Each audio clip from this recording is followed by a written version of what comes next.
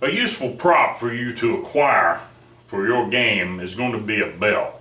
And I found this period kind of a bell. This is actually, it looks like it came right out of a cemetery to go along with the skulls, of course. And I found it in a DAV. It cost me about $4. That's the perfect kind of a price to pay for something like this. Now the bell is useful for a number of reasons. First off, it makes noise.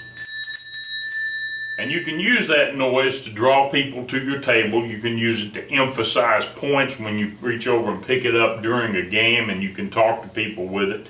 You can use it for all sorts of things, but the reason that the noise of the bell is important is it draws people toward your table. It's a pleasant noise, and yet it is a noise that shatters the silence. It shatters it penetrates the clutter of noise on the street, and it's something that will attract people to your table and get them interested in your game. But it also serves another function, and that's for magic. Now, many magicians who do the shell game will do something called a shot glass steal. They take a clear shot glass, put it on the shell that they're playing with, and this pea is under here like this, and of course it comes out from under the shell like that, but it also passes right under the edge of the shot glass. It's going to do the same thing to the bell. But this is just the reason that I use the bell instead of a shot glass. I started out using a shot glass on the street, and every time I took one out, it got knocked off my table and shattered on the concrete. So rather than have glass shards all around my table, I decided that I would just change gears here, and I would use something metal that if they knock it off, it's not going to break. And beyond that, it's big and heavy, and it doesn't knock off very easily. So here's how this particular trick works for me.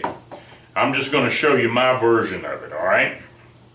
Now, to do this, you're going to need to know one more move with the ball. Now, you've got the ball in the pinch like this.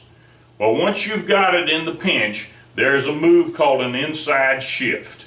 And all you got to do for this is you roll the ball over here between these two fingers, and you pinch it between your ring finger and your middle finger.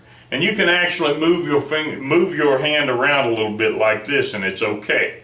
But the reason that you're going to pinch it right here in the inside pinch, it's a real simple move. You've got the ball over here in the regular pinch.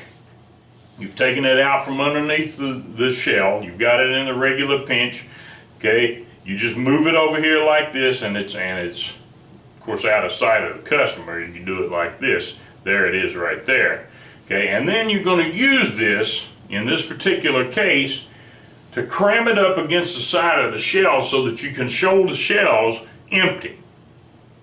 You see, the pea is right there. But as far as the customer is concerned, they're looking at empty shells. And that's an important part of the reason that we're going to be doing this, all right? Now, to get the pea back out of the inside pinch, all you're going to do is the exact reverse. You just take it around like that. You roll it around with your thumb. From the inside pinch, right here to the regular pinch. From the regular pinch, it rolls back here to this side, to the inside pinch. Okay, this is how you hold it against the skull. When it's time to replace it, you move it back into the pinch, and you're able to move the shell around like this, and the pea goes under the shell. Okay, it's a real simple little move. Now here's how we're going to do this. This is how this particular ruse works. Okay, you got to the point where you've got a customer that you want to win. Okay, and that happens occasionally. So what you're going to do is you're going to say, okay, sugar, I promise you there is no way you're going to lose this. Pick up any skull. And so let's say she picks this one up. Now put that skull on top of that little blind eye. And so she reach over and she put it on top of the little blind eye. Now see that bell? Pick that bell up and put that on top of your skull. And so she put that right on top of the skull. You say, nobody's going to touch that, all right? The bell's on the skull's on the ball. It's all right here in front of y'all. I'm taking these two empties back here. All I'm going to do with them is I'm going to slide them around back here like this. There's nothing to this. This is just an idea. This is just something that's called misdirection. The whole idea, of course, is to get you to take your eyes off the table for a split second. Now point to your little blind eye.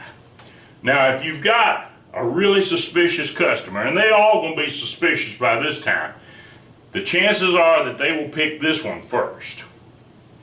Well, obviously it's not there. With any luck, they will pick this one next. And you have them turn it over. You don't turn it over. You have them turn it over. And then you say, have another guess. And they'll say, well, it's right there. Well, pick up your bell. And they reach over and they pick it up. And then you say, you pick up your skull. And they pick up their skull.